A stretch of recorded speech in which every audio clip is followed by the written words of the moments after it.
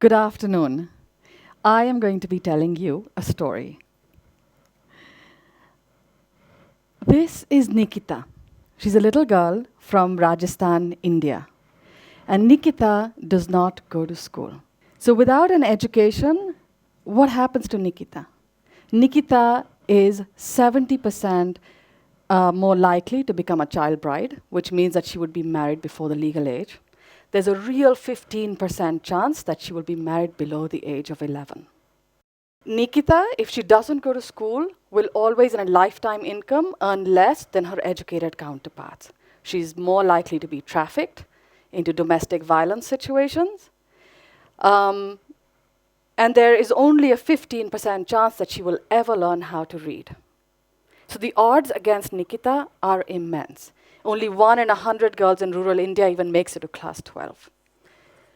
And the main thing is, why is this so? Right? These are Nikita's parents, and Nikita's parents do not believe in educating the girl child.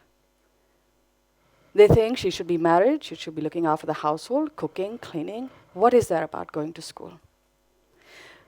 And across rural, tribal, and traditional societies, I think in a lot of places, the generally accepted equation is that a goat is an asset and a girl is a liability.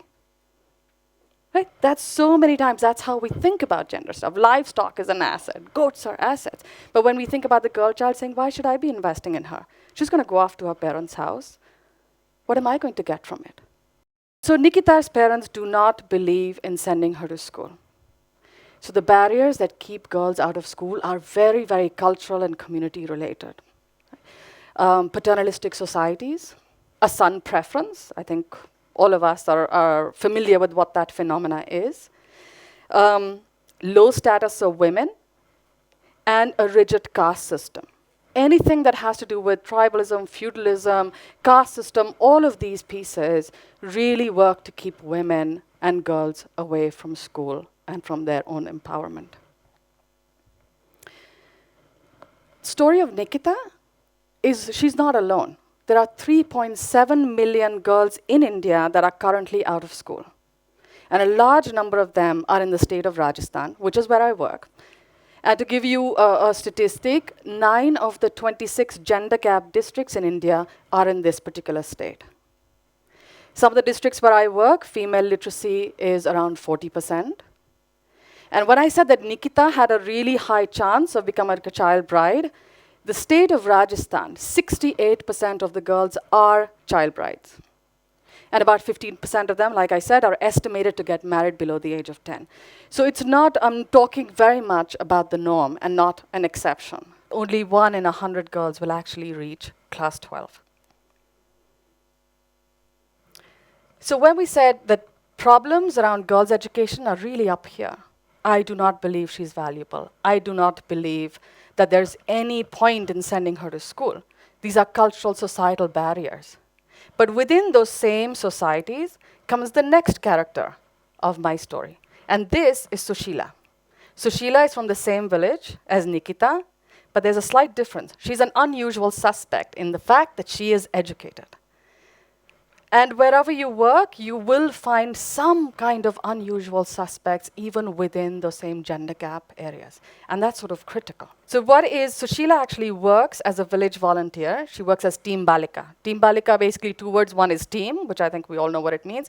And Balika simply means the girl child in Hindi. So this is a team that are champions for girls' education and that work to bring every girl in their village to the school system, make sure that they're retained and that they actually learn. And Sushila, most importantly, knows the value of education because she herself did go to school. So what did Sushila do? She went and spoke to Nikita's parents to try to convince them to send Nikita to school. They refused. So she went back again. They refused. And again. So over weeks, she kept trying to go back and counsel them and tell them about how important girls' education is. The answer was always no.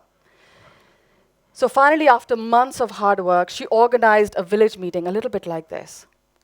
And at this village meeting, the village elders came, the school administration, the headmaster, parents and of the girls who are not going into the school system. So a lot of girls like Nikita also came to this meeting. Educate Girls staff was at this meeting where we really spoke together. And this is what becomes important. You have to bring the entire community together to try and change perception. So after months and months of hard work, Sushila finally did bring Nikita back into school and got her enrolled. But she knows that enrollment is just the first step. If she leaves right now thinking the battle is won, there's a very, very high chance that Nikita was actually just drop out of school. So Sushila doesn't let go of her right now. She comes into the classroom 3 times a week. Through Educate Girls, she runs an activity-based curriculum to really make sure that Sushila is going to be literate and numerate and not simply just enrolled and then at risk of dropping out. And so what Sushila is really doing is she's also being a mentor to Nikita. Because if you're in an environment that most women do not go to school, you really need some level of support and guidance. So Sheila works on learning outcomes, on enrollment, but she also knows that there are other pieces to the school system which are really important if the school system is to serve girls like Nikita. For example, she mobilizes the community to make sure that the government school is actually girl-friendly. 40% of the schools, when I started working in Rajasthan, did not have a girls' toilet. I have 2 little daughters, and I would not send them to school if there wasn't a bathroom for them to use. And there's small, simple things like that that can really keep girls away. So Sushila's job is not just the learning, it's not just the enrollment or convincing parents. She constantly lobbies, trying to inform people, what does a girl-friendly school really look like? And what is it that we all need to do to make sure that that school is a safe and a happy and a joyful place for girls to be able to stay. This all sounds really nice, right? It's like, oh, so many people, oh, so nice, Nikita's back in school. But what's the real impact? I know we're all measurement people. Somewhere we want to know what is, a community mobilization strategy, what can it really change? And what we found in the last 5 years, that the results can be astounding. Today, 1,500 volunteers like Sushila in the worst, most critical gender gap districts have brought back over 52,000 girls back into the school system. These are volunteers. And they have such incredible, incredible impact.